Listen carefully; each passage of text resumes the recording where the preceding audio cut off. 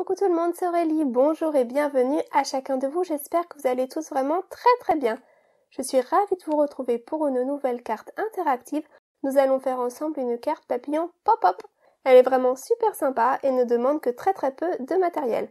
À vous d'adapter ça comme vous voudrez. Donc je vais commencer par vous la montrer déjà. Donc c'est une carte papillon et lorsque l'on ouvre, hop là, on a plein de papillons qui surgissent. C'est une carte très facile, une carte qui peut s'offrir à toute occasion et pourquoi pas par exemple pour la fête des mères qui approche. Allez, on y va. Alors asseyez-vous, détendez-vous, abonnez-vous et c'est parti. Alors je vais commencer déjà par mon fond de carte pour le devant de ma carte. Donc j'ai ces 4 couleurs d'encre Distress Oxide que j'ai choisies. J'avais également sorti du noir mais finalement je ne l'ai pas utilisé. Donc j'ai pris du papier Bristol Surface Lisse comme d'habitude pour mon dégradé. Et puis je commence par ma couleur la plus claire. Je vais faire un dégradé qui part du centre qui va sur l'extérieur. Donc je vais mettre du jaune au centre pour un petit peu de lumière. Et puis ensuite je dégrade ça avec le bleu le plus clair, puis le bleu intermédiaire et puis le bleu encore plus foncé. Donc j'utilise mes petits applicateurs avec les embouts de mousse pour ça. Et je n'hésite pas à faire des allers-retours entre mes couleurs pour bien travailler les transitions pour avoir un joli fondu, un joli dégradé qui me convient. Voilà.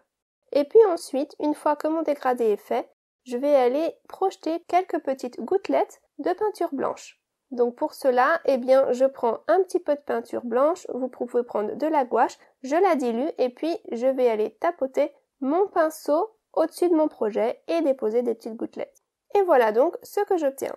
Alors là, à la caméra, on a l'impression que le dégradé, il est pas très bien fondu. C'est un effet de la lumière, je pense, parce qu'en vrai, il est beaucoup plus fluide que ça. Mais bon. Alors maintenant, on passe à la réalisation de mes papillons. Donc moi, j'ai choisi des papillons, hein. Vous prenez ce qui vous plaît. J'ai cette planche de tampons de chez Hero Arts, qui est vraiment très sympa, avec plein de papillons de formes différentes. Et je vais aller tamponner ça sur du papier Bristol blanc. Donc aujourd'hui, je vais faire de l'aquarelle et je vais utiliser ce papier-là. Il n'est pas fait pour la peinture. Mais comme il est épais, je l'utilise quand même parfois pour faire de l'aquarelle. Je l'aime bien parce qu'il est tout lisse et il est très blanc. Donc ensuite, je vais donc tamponner mes papillons et pour ça, je vais utiliser de l'encre VersaFine noire. Et je vais aller tamponner ça avec mon Stampin'. J'ai d'abord bien tapoté mon projet avec mon petit coussinet antistatique parce que je vais faire également de l'embossage à chaud aujourd'hui. Donc je vais d'abord aller tamponner bien tout ça avec mon encre noire. Ma VersaFine, qui est donc une encre qui ne sèche pas trop vite, et donc on peut l'utiliser comme encre à embosser, avec de la poudre à embosser. Donc je prends ma poudre à embosser transparente, j'ai pris celle-ci parce qu'elle est super fine, et elle est vraiment très bien. Donc je la dépose généreusement sur mes papillons, je tapote bien l'excédent, je récupère le tout et je remets ça dans mon pot, et puis ensuite, je vais chauffer. Et vous voyez donc que même si je n'ai pas utilisé une encre spéciale pour embossage à chaud, comme elle ne sèche pas trop vite, on peut quand même mettre de la poudre embossée par-dessus et chauffer le tout. Et lorsque l'on chauffe, ça redevient bien noir et bien brillant.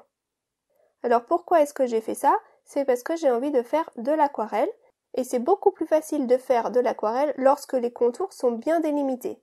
Ça permet que la peinture reste bien dans la zone voulue et n'aille pas déborder de partout. Et puis ça permet de peindre des zones adjacentes sans souci, puisqu'on n'a pas peur que ça aille baver dans la zone d'à côté, puisqu'il y a donc ce petit contour surélevé, cette bordure qui est là, grâce à la poudre à embosser. Donc je prends de la peinture aquarelle que j'ai trouvée chez Action, et puis je vais donc aller peindre mes petits papillons. J'ai choisi de rester dans les tons bleu, violet et jaune aujourd'hui pour tous mes papillons. Pour les petits détails, je prends simplement un feutre aquarelle jaune, et je vais donc colorier les zones les plus petites directement au feutre. Voilà. Donc je vous ai montré pour un papillon, je fais la même chose pour tous les papillons, c'est pareil.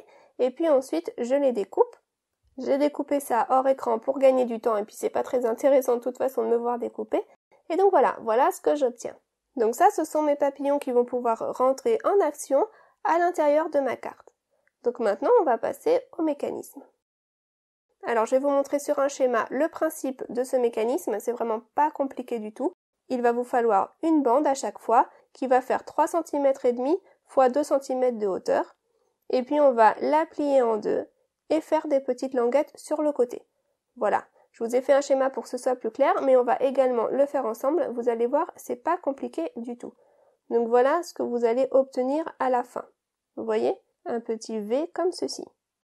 Donc allez, on y va, on fait ça ensemble. Donc j'ai ma bande de 3,5 cm x 2 cm de hauteur. Je vais simplement la plier en deux, comme ceci. Et puis chaque côté, eh bien, je vais le plier sur la diagonale. Donc je plie le premier côté, je plie le deuxième côté, vous voyez? J'ai donc mon V.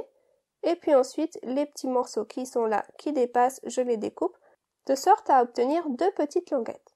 Voilà. Voilà les formes que je veux obtenir pour mon mécanisme. Alors là, j'ai fait 5 languettes, mais finalement, j'en ai pas besoin d'autant. Je vais n'en garder que 3 à la fin. Donc je recommence, je vous montre ça une deuxième fois pour que ce soit plus clair. Je plie en deux, je plie ensuite les côtés dans la diagonale.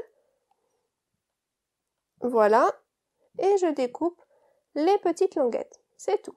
C'est pas compliqué, hein? Encore une fois, un système qui ne demande que très peu de matériel. Quelques petites chutes de papier pour faire votre mécanisme, c'est tout.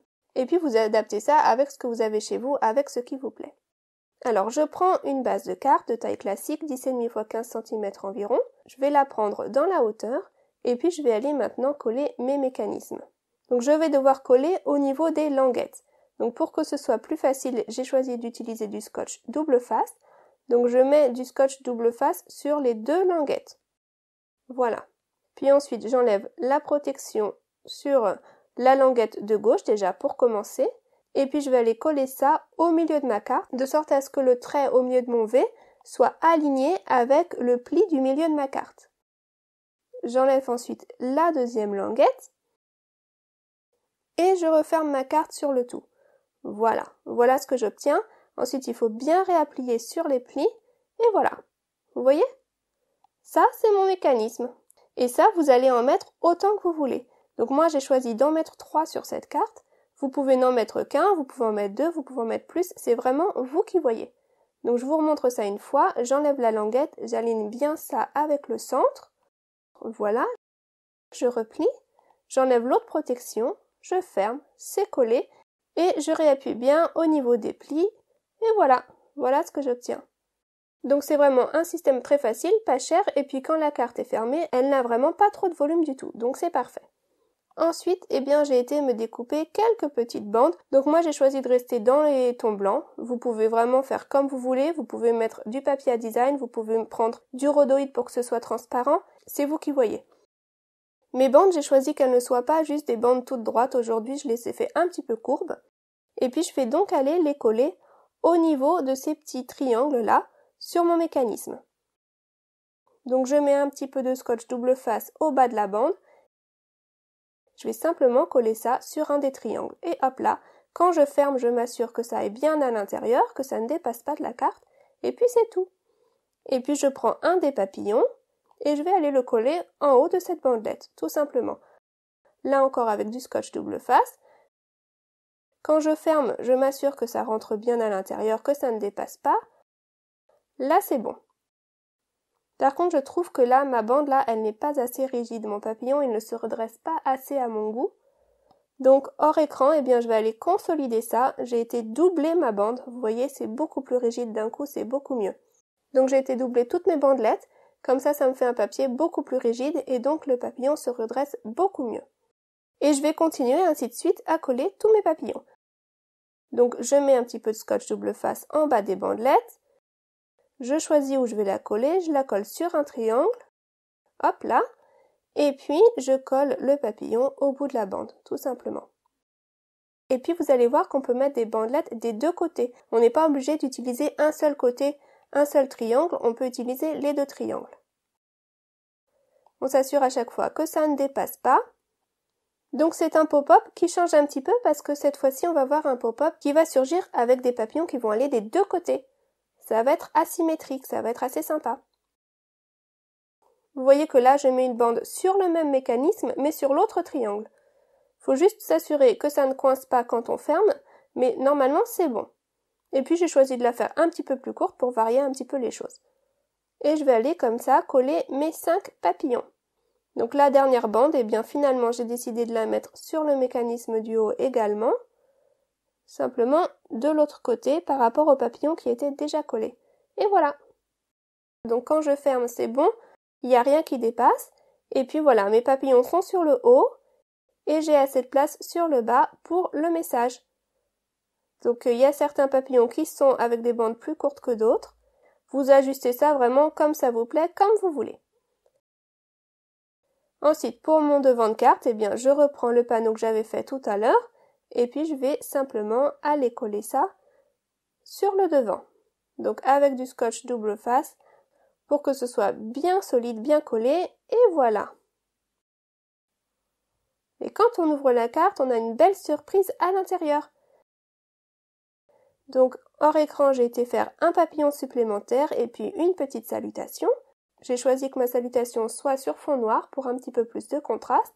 Je vais simplement aller disposer ça comme ceci sur le devant de la carte. Comme ça, on va avoir un rappel avec le devant et l'intérieur. Quand je fais une carte interactive, quand il y a une surprise à l'intérieur, j'aime bien quand même que ce soit coordonné avec l'extérieur. Donc c'est pour ça que j'ai repris un des papillons et que je l'ai collé à l'extérieur. Comme ça, voilà, on a un petit rappel, on a une petite cohésion entre l'extérieur et l'intérieur de la carte. Donc maintenant, eh bien, comme d'habitude, pour finir ma carte, je rajoute quelques petits brillants. Et voilà, je colle ça en place et ma carte sera déjà terminée. Un petit projet vraiment tout facile, très sympa et puis surtout simple pour vous à adapter en fonction du matériel dont vous disposez. Je vous remontre ma carte de plus près en espérant vraiment que ce projet vous aura plu et vous inspirera à créer. C'est sympa, non? Si ce projet vous a plu, eh bien n'hésitez pas à me le dire dans un petit commentaire ou alors à me laisser un petit pouce bleu en l'air qui m'encourage toujours beaucoup. Et puis bien sûr, si vous avez des questions ou des remarques, n'hésitez pas non plus à me laisser un petit commentaire sous la vidéo. Voilà. Et puis vous voyez que cette carte, malgré tout ce qu'il y a à l'intérieur, eh bien elle n'est pas si volumineuse que ça. Elle rentre sans problème dans une enveloppe classique. Voilà. Alors maintenant, c'est à vous de créer. Moi, je vous retrouve la semaine prochaine pour une nouvelle création. En attendant, prenez vraiment bien soin de vous et de tous ceux qui vous entourent. Je vous souhaite un excellent week-end et je vous dis à très vite. Gros bisous, bye bye.